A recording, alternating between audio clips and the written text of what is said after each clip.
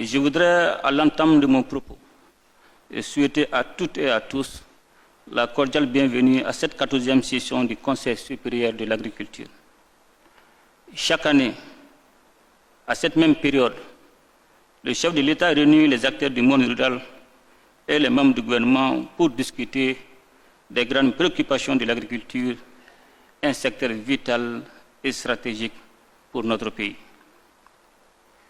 Cet exercice, conformément aux dispositions de l'article 186 de la loi d'orientation agricole, adoptée en septembre 2006, s'inscrit dans le cadre de la recherche inclusive des solutions pertinentes, innovantes et adaptées aux défis conjoncturels et structurels posés au secteur rural. Mesdames et Messieurs, la contribution du secteur agricole demeure décisive dans le maintien de la stabilité économique et sociale de notre pays.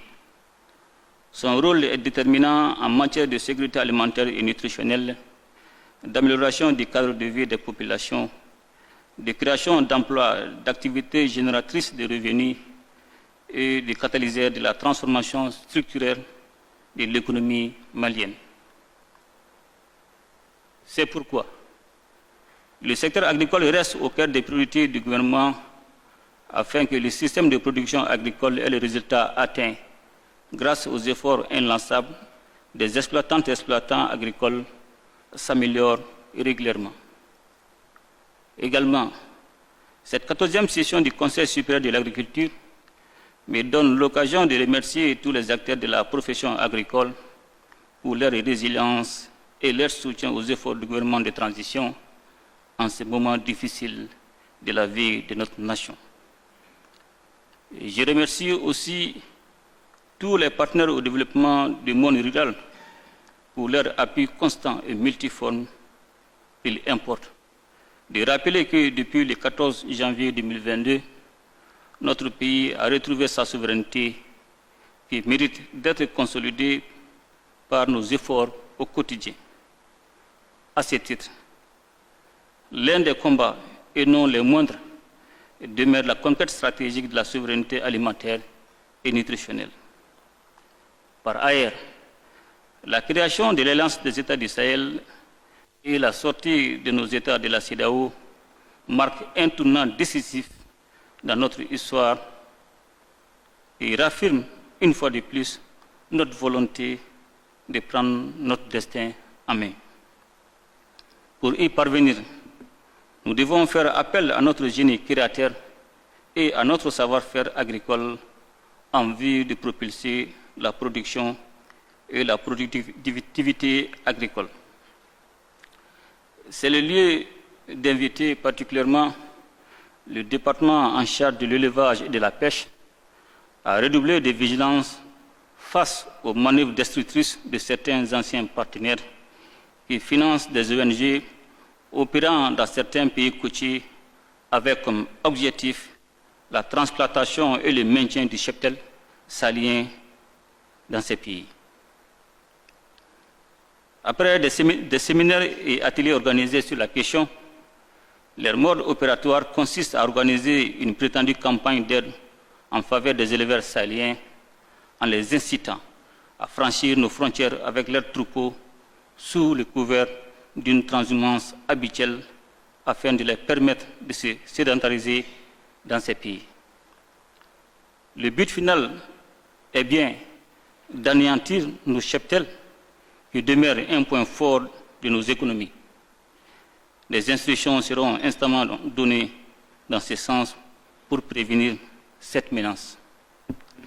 Mesdames et Messieurs, les résultats obtenus au cours de la campagne agricole 2023 sont, entre autres, 9 979 027 tonnes de céréales, 582 558 tonnes de coton graines, 99 748 tonnes de viande rouge, 13 661 tonnes de lait collecté, 41 853 539 d'animaux vaccinés. L'atteinte de ces résultats a été rendue possible grâce à l'engagement et à la disponibilité des services techniques, des exploitants agricoles et des autres acteurs du monde rural, mais surtout grâce aux moyens financiers importants déployés par l'État en dépit des contraintes budgétaires. Mesdames et Messieurs, pour la nouvelle campagne 2024 qui s'annonce, vous accorder une importance particulière à la transformation de notre agriculture à travers l'utilisation accrue des technologies issues de la richesse et à la valorisation de notre potentiel agricole. Dans le souci d'assister les exploitants dont les parcelles ont fait l'objet d'attaques par les acides au cours de la campagne agricole 2022-2023, le gouvernement a consenti un effort substantiel de 9 938 774 839 francs CFA. Et cela matérialise sans doute la tenue d'une promesse faite l'année dernière lors de la 13e session du Conseil supérieur de l'agriculture. Cette mesure salutaire a ainsi permis d'effacer les crédits des intrants des parcelles endommagées par les acides.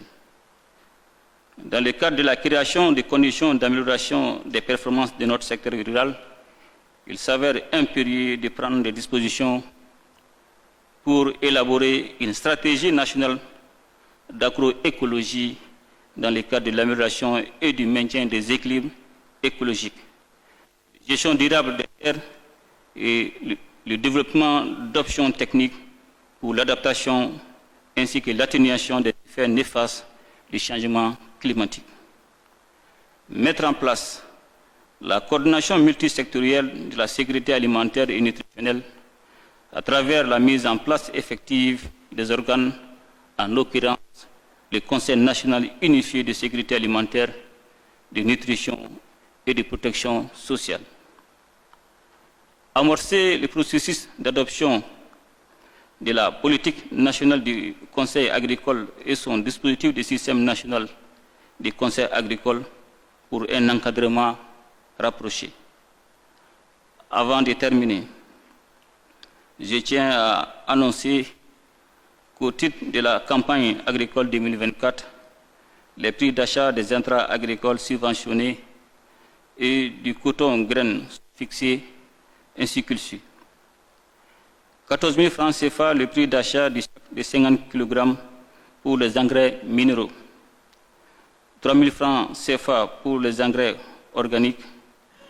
1 500 francs CFA le kilo de semences de maïs hybride. 17 500 francs CFA le kilo de biostimulants Ovalis. S'agissant du prix d'achat du kilogramme de coton graines premier choix, il passera de 295 à 300 francs CFA. J'exhorte en conséquence le gouvernement à mettre en place un dispositif de suivi et évaluation pour la transparence du processus d'approvisionnement en intrants et de distribution des équipements agricoles. En souhaitant à toutes et à tous une bonne campagne agricole 2024, je déclare clos les travaux de la 14e session du Conseil supérieur de l'agriculture. Qu'Allah bénisse le Mali et protège les Maliens, qu'il nous gratifie d'une bonne pluviométrie au cours de la campagne 2024.